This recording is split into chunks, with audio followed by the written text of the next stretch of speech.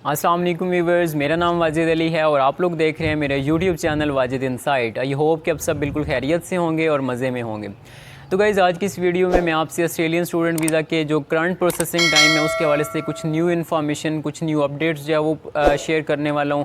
और इसके साथ साथ जो आजकल ऑस्ट्रेलियन स्टूडेंट वीज़ा का ट्रेंड है और आजकल जो ऑस्ट्रेलियन स्टूडेंट वीज़ा है वो कितने टाइम पीरियड में स्टूडेंट्स को ग्रांट हो रहा है, चाहे वो पाकिस्तान से हैं, इंडिया से हैं या किसी भी और कंट्री से हैं।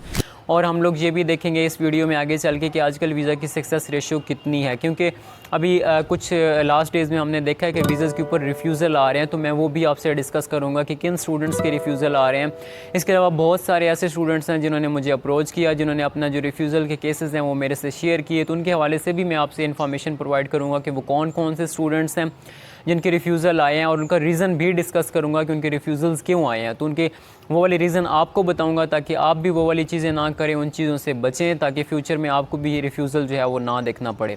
तो गाइज़, इस वीडियो में आपको ये वाली तमाम इन्फॉर्मेशन, एक कंप्लीट पैकेज जो है वो मिलने वाला है। लेकिन वीडियो स्टार्ट करने से पहले अगर आपने अभी तक मेरे चैनल को सब्सक्राइब नहीं किया तो प्लीज़ जल्दी से सब्सक्राइब कर दीजिए, मुझे मोटिवेट कीजिए ताकि मैं इसी तरह की हेल्पफुल और इन्फॉर्मेटिव वीडियोज़ जो हैं वो आपके लिए बनाता रहूँ।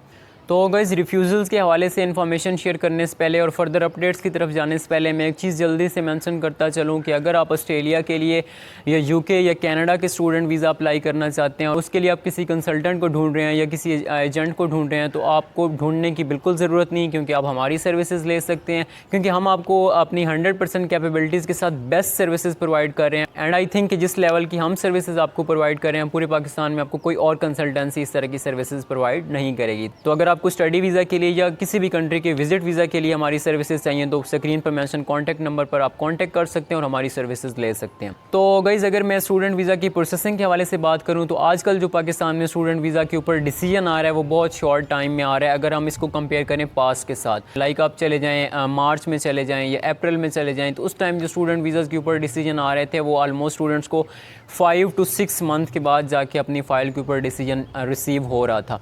लेकिन अभी ये टाइम जो है वो काफ़ी चेंज हो चुका है, काफ़ी शॉर्ट हो चुका है। अभी ऑलमोस्ट स्टूडेंट्स को ऑन एवरेज मैं आपको बता रहा हूँ कि 1.5 मंथ से 2 मंथ्स में अपनी फ़ाइल के ऊपर डिसीजन जो है वो रिसीव हो रहा है। ये मैं आपको एवरेज बता रहा हूँ, क्योंकि ऐसे बहुत सारे केसेस हैं जिनको विद इन अ मंथ अपनी फ़ाइल के ऊपर जो डिसीजन रिसीव हुआ है, यानी उनको अपने वीज़ाज़ ग्रांट हुए हैं। तो पाकिस्तान में आजकल मोस्टली जो वीज़ाज़ हैं वो मई जून के या जुलाई के जो वीज़ाज़ हैं वो स्टूडेंट्स को ग्रांट हो रहे हैं। इसके साथ साथ जो बैकलॉग्स है उसको भी क्लियर किया जा रहा है, यानी कि जैन के कुछ जो वीज़ाज़ बाकी रहते थे, ऑलमोस्ट जैन वैसे तो क्लियर हो चुका है, यानी कि 90% ऑफ द एप्लीकेशन जो है उनके ऊपर डिसीजन आ चुके हैं। लेकिन जो एप्लीकेशन पेंडिंग थी उनके ऊपर भी अब साथ साथ डिसीजन जो है वो आ रहे हैं। और मोस्टली जो फेब की फ़ाइल्स हैं उनके ऊपर भी बैकलॉग्स में से, यानी जो फ़ाइल्स हैं उनमें से फेब की फ़ाइल्स के ऊपर जो है वो डिसीजन आ रहे हैं। तो ये तो मैं आपको पाकिस्तान से ट्रेंड बता रहा था। अब अगर यहीं पे मैं इंडियंस के लिए बताऊं, यानी कि वो स्टूडेंट्स जिन्होंने अपना इंडिया से स्टूडेंट वीज़ा फ़ाइल कर रखा है, तो उनको अपने जो स्टूडेंट वीज़ा का डिसीजन रिसीव हो रहा है वो भी ऑलमोस्ट उन्हीं स्टूडेंट्स को रिसीव हो रहा है जिन्होंने जून में या जुलाई में अपनी फ़ाइल्स जो हैं वो लगाई थी, और उनको अब अपने डिसीजन जो है वो रिसीव हो रहे हैं।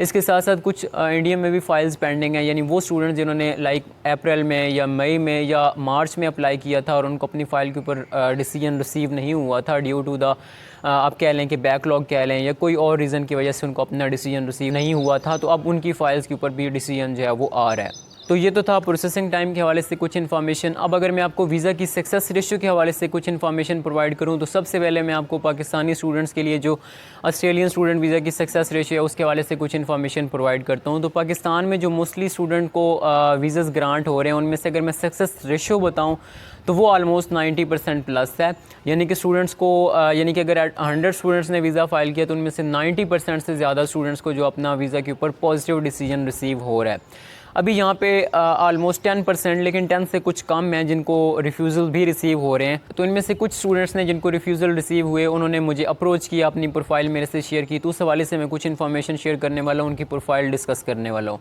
तो गाइज़, अभी रिसेंटली आई थिंक कल ही एक स्टूडेंट को अपना रिफ्यूज़ल रिसीव हुआ है, और उसका मतलब मैं तो हैरान रह गया हूँ जब उसने मुझे डिटेल बताई है। तो एक्चुअली हुआ ये था कि उसने जो अपना स्टूडेंट वीज़ा फ़ाइल करवाया था वो एक बंदा ऑस्ट्रेलिया से था, जो कंसल्टेंट था उसका वो ऑस्ट्रेलिया से ही था। तो उस स्टूडेंट की अगर मैं प्रोफाइल आपसे शेयर करूं तो उसके ऑलमोस्ट 90% से ज़्यादा मार्क्स थे इन इंटरमीडिएट, एंड उसका जो आइल्ट स्कोर था वो भी था 6.5, यानी कि इंटर के बाद उसने वीज़ा फ़ाइल किया था। तो अब होना तो ये चाहिए था कि इतनी आउटस्टैंडिंग प्रोफाइल के होते हुए उसको बैचलर्स के लिए ही जाना चाहिए था किसी अच्छी यूनिवर्सिटी में, लेकिन उसके कंसल्टेंट ने ये किया कि उसको डिप्लोमा के लिए डाल दिया, और वो भी एक प्राइवेट कॉलेज में। वो आई थिंक लेवल 3 में आता है शायद वो जो कॉलेज है जिसमें उसने उसका एडमिशन फ़ाइल कर दिया, और वो कोई 2 साल का डिप्लोमा था। और उसने जो अपना इंटरमीडिएट कर रखा था वो मेडिकल की फ़ील्ड में कर रखा था, लेकिन जो उसने उसका डिप्लोमा अप्लाई किया था वो IT की फ़ील्ड में किया था। यानी कि उसने 3-4 ब्लंडर किए। एक तो ब्लंडर सबसे बड़ा ये था कि उसकी बहुत ज़्यादा स्ट्रॉन्ग प्रोफाइल थी, वो किसी भी अच्छी यूनिवर्सिटी में फॉर बैचलर एडमिशन ले सकता था, लेकिन उसने बैचलर में करने के बजाय उसका डिप्लोमा में कर दिया। सबसे बड़ा ब्लंडर ये था। सेकंड उसने ये किया कि उसने डिप्लोमा में तो चलो अप्लाई कर दिया, लेकिन उसने जो इंस्टीट्यूट लिया वो भी एक बहुत ज़्यादा लो रैंकिंग का इंस्टीट्यूट था, वो एक प्राइवेट कॉलेज था, वो पब्लिक कॉलेज भी नहीं था। एंड जो थर्ड ब्लंडर था, खैर ब्लंडर्स तो ढेर सारे हो गए उसकी प्रोफाइल में, लेकिन जो थर्ड ब्लंडर था उसका SOP बहुत बुरे तरीके से लिखा हुआ था। कोई जस्टिफिकेशन नहीं थी उसमें, कोई ये डिटेल प्रोवाइड नहीं की गई थी कि ये स्टूडेंट जो है ये वाली डिग्री ले रहा है, क्यों ले रहा है, रेलेवेंसी नहीं बताई गई थी। ये वाला स्कूल ले रहा है, ये क्यों ले रहा है, ऑस्ट्रेलिया में ही आ रहा है तो क्यों आ रहा है, कोई रीज़न नहीं था। कोई होम टाइज़ उसमें शो नहीं की हुई थी। इसके अलावा कोई उसकी करियर अपॉर्चुनिटीज़ नहीं शो की गई थी, यानी कि जब ये डिग्री कंप्लीट कर लेगा तो फ्यूचर में वो क्या करेगा। तो बहुत बुरा SOP था, यानी 3-4 उसने ब्लंडर कर दिए थे। तो उस वजह से फिर एंड एक चीज़ तो मैं मेंशन करना भूल ही गया कि उसने जब उसका वीज़ा फ़ाइल किया तो उसने उसमें इंटर की एंड मैट्रिक की जो उसकी डिग्री थी, उसके जो डॉक्यूमेंट्स थे जो उसकी ग्रेड्स को रिप्रेजेंट करते थे, उसने वो सिरे से अटैच ही नहीं किए। तो अब आप खुद सोचें कि ऐसी फ़ाइल के ऊपर रिफ्यूज़ल आना था या नहीं आना था, क्योंकि इतने बुरे तरीके से अगर आप अपनी कोर्स सिलेक्शन करेंगे, फिर आप वीज़ा की फ़ाइलिंग इतने बुरे तरीके से करेंगे, आप SOP प्रॉपर नहीं लिखेंगे, तो फिर तो रिफ्यूज़ल आना ही आना है। तो मोस्टली जो स्टूडेंट्स के रिफ्यूज़ल आ रहे हैं वो इसी तरह के केसेस हैं, उनकी रेलेवेंसी नहीं बन रही, यानी कि अगर उन्होंने कोई ऐसा कोर्स ले लिया जो कि उनकी प्रीवियस एजुकेशन के साथ या उनके जॉब एक्सपीरियंस के साथ रिलेट नहीं कर रहा, या उनकी जो प्रोफाइल है वो बहुत ज़्यादा स्ट्रॉन्ग है और वो किसी अच्छे यूनिवर्सिटी में एडमिशन ले सकते हैं, लेकिन वो उसके बजाय किसी कॉलेज में ले लेते हैं, और कॉलेज भी लेवल 1 या 2 के बजाय कोई बहुत लो लेवल के कॉलेज में ले लेते हैं। अब मैं यहाँ पे एक चीज़ मेंशन करता चलूँ कि बहुत सारे क्लाइंट्स जो हमारे पास आते हैं और वो ये कहते हैं कि सर हमने लेवल 1 के कॉलेज में ही लेना है, क्योंकि अगर हम लेवल 2 में अपना वीज़ा फ़ाइल करेंगे या उसके लिए अपना एडमिशन लेंगे तो फिर हमारा रिफ्यूज़ल आ जाएगा। देखें, ऐसा नहीं है। अगर आपकी प्रोफाइल जो है वो लेवल 2 के कॉलेज के अकॉर्डिंग है, आप उसका क्राइटेरिया, सबसे पहली बात तो ये कि अगर आपकी प्रोफाइल स्ट्रॉन्ग है कि आप बैचलर में या मास्टर्स में एडमिशन ले सकते हैं, तो मैं तो आपको कभी भी रिकमेंड नहीं करूँगा कि आप जो है वो बैचलर डिप्लोमा के लिए जाएँ या ग्रेजुएट डिप्लोमा के लिए जाएँ। फिर आपको बैचलर या मास्टर्स के लिए ही जाना चाहिए, यानी कि हायर एजुकेशन सेक्टर में ही जाना चाहिए। लेकिन हम सपोज़ कर लेते हैं कि आपका जो आइल्स की रिक्वायरमेंट है वो आप मीट नहीं कर रहे फॉर बैचलर या मास्टर्स, या आपका जो परसेंटेज है वो इतना ज़्यादा अच्छा नहीं है, तो फिर आपकी अब प्रोफाइल ही ऐसी है, आपके पास अब ऑप्शन ही ऐसा है। अब देखें, कुछ स्टूडेंट ऐसे होते हैं जी सर हमने पर्थ में जाना है और हमने लेवल 1 के कॉलेज में जाना है और हमने डिप्लोमा भी IT में ही करना है और हमने डिप्लोमा भी 2 साल का ही लेना है। अब देखें, ऐसा तो पॉसिबल नहीं है। अब हो सकता है कि, और उनका फ़ी भी होती है कि सर हमें फ़ी भी इतनी ही चाहिए, तो देखिए इसमें आपको फ्लेक्सिबल होना पड़ता है। आप लेवल 2 का इंस्टीट्यूट ले लेते हैं, इट डजेंट मीन कि आपका रिफ्यूज़ल आएगा अगर आपका SOP अच्छे से लिखा हो। और हमारी जो मेन फोकस होता है, हमारा जो मेन फोकस होता है सबसे ज़्यादा वो SOP के ऊपर ही होता है, क्योंकि पर्सनली मैं समझता हूँ कि जो इंटरव्यू होता है वो ऑलमोस्ट 100 में से 5 to 10 लोगों का ही होता है, जबकि आपका SOP ही आपका असल इंटरव्यू है।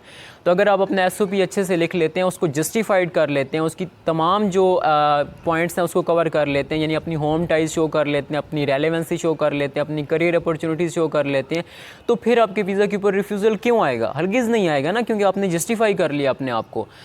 तो इसलिए अगर आप लेवल 2 के, लेवल 1 के किसी भी कॉलेज में लेना चाहते हैं तो आप हमें कांटेक्ट कर सकते हैं। तो ये तो रिफ्यूज़ल का मैंने केस आपसे शेयर किया। इसके अलावा इसी तरह सेम एक और रिफ्यूज़ल था, और उसका भी इशू यही था कि उसकी प्रोफाइल बहुत ज़्यादा स्ट्रॉन्ग थी, उसकी भी आइल्स की रिक्वायरमेंट पूरी थी, लेकिन फिर उसने डिप्लोमा ले लिया। तो ऐसा कभी भी नहीं होगा कि अगर आपकी प्रोफाइल जो है वो वीक है और आप जो है वो डिप्लोमा ले लेते हैं तो फिर आपका रिफ्यूज़ल आएगा। नहीं, आपकी प्रोफाइल भी डिप्लोमा के अकॉर्डिंग है, फिर आप डिप्लोमा ले लेते हैं तो यानी ये चल जाएगा, आप हम इसको जस्टिफाई कर लेंगे। तो गाइस एक चीज़ मैं मेंशन करता चलूँ कि आपका जो कंसल्टेंट की सिलेक्शन है ना वो बहुत ज़्यादा इंपॉर्टेंट है, क्योंकि आपका जो केस है ना वो 90% से ज़्यादा डिपेंड ही आपके कंसल्टेंट पे करता है। अगर जो आपका कंसल्टेंट है वो ऑनेस्ट है, यानी कि वो अपना बेनिफिट नहीं देख रहा, वो आपका बेनिफिट देख रहा है, आपकी प्रोफाइल के अकॉर्डिंग आपको जो है वो गाइडलाइंस देता है, गाइडेंस देता है, तो फिर आपको ऐसा कंसल्टेंट जो है वो लेना चाहिए। और गाइस यही हमारी स्पेशलिटी है, हमारी यही कोशिश होती है कि जो स्टूडेंट हो उसकी प्रोफाइल के अकॉर्डिंग उसको ऑनेस्ट सजेशन दें। बेशक हमारा उसमें लॉस है, इट डजेंट मैटर। हमारे लिए प्रायोरिटी जो है वो आप हैं। हमारी प्रायोरिटी ये है कि हम आपको वो कोर्स दें, हम आपके लिए वो सजेशन दें, आपका वहाँ एडमिशन जो है वो फ़ाइल करें जहाँ पे फ़ी भी आपके बजट के अकॉर्डिंग हो, एंड सेकेंडली जिसकी वीज़ा रेशियो अच्छी हो, जहाँ पे वीज़ा के चांसेस ज़्यादा हों। बेशक हमारा उसमें बेनिफिट नहीं है, कोई इशू नहीं है, हमने अपना बेनिफिट नहीं देखना, हमने आपका बेनिफिट देखना है, क्योंकि अगर आपको वीज़ा मिलेगा तो वही हमारा सबसे बड़ा बेनिफिट, हमारा सबसे बड़ा कह लें अर्निंग वही है कि आपका वीज़ा सक्सेसफुल हो गया। तो अगर आप हमारी सर्विसेज लेना चाहते हैं तो हमें कॉन्टैक्ट कर सकते हैं, स्क्रीन के ऊपर नंबर मेंशन आ रहा होगा। तो गाइस वीडियो ख़त्म करने से पहले मैं दोबारा मेंशन करता चलूँ कि प्लीज़ अपने SOP के ऊपर अपना स्ट्रॉन्ग फोकस कीजिए, अपनी तमाम तवज्जो जो है वो SOP के ऊपर दीजिए।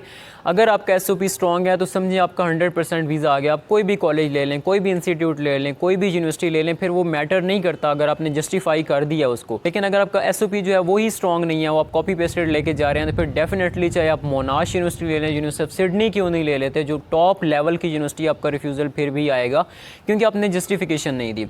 तो अगर तो आप बेशक आप अपना प्रोसेस किसी और कंसल्टेंट से करवा रहे हैं, लेकिन अगर आपको SOP के लिए भी सर्विसेज चाहिए तो फिर भी आप हमें कांटेक्ट कर सकते हैं, आप हमारी SOP के लिए ही सर्विसेज ले सकते हैं।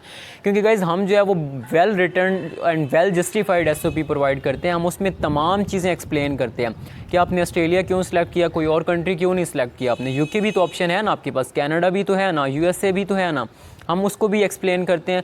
उसके बाद आपने अपने होम कंट्री में क्यों नहीं किया वो भी एक्सप्लेन करते हैं। इसके अलावा आपने एक स्पेसिफिक इंस्टीट्यूट ही क्यों लिया ऑस्ट्रेलिया में, और भी तो आपके पास ऑप्शन होंगे, ज़ाहिर बात है, आपने वो क्यों नहीं लिया, वो भी हम प्रॉपरली एक्सप्लेन करते हैं। इसके अलावा आप एक स्पेसिफिक कोर्स ही क्यों करने जा रहे हैं, इसके अलावा कोई और डिग्री भी तो आप कर सकते हैं, उसके ऊपर भी हम जस्टिफाई करते हैं। इसके अलावा हम लोग ये भी देखते हैं कि आपकी होम टाइज़ क्या हैं, आपकी करियर अपॉर्चुनिटीज़ क्या हैं जब अपने होम कंट्री में वापस आएंगे। देखें जितने भी वीज़ा रिजेक्ट होते हैं ना, जो जनरल रिजेक्शन आती है, उसमें मेन रीज़न यही होता है कि आपकी होम टाइज़ ही नहीं जस्टिफाइड होती। तो आपका जो SOP होता है उसमें हमारी यही कोशिश होती है कि आपकी होम टाइज स्ट्रॉन्ग रखें एटलीस्ट, ताकि आपका वीज़ा जो है उसकी गारंटी हो।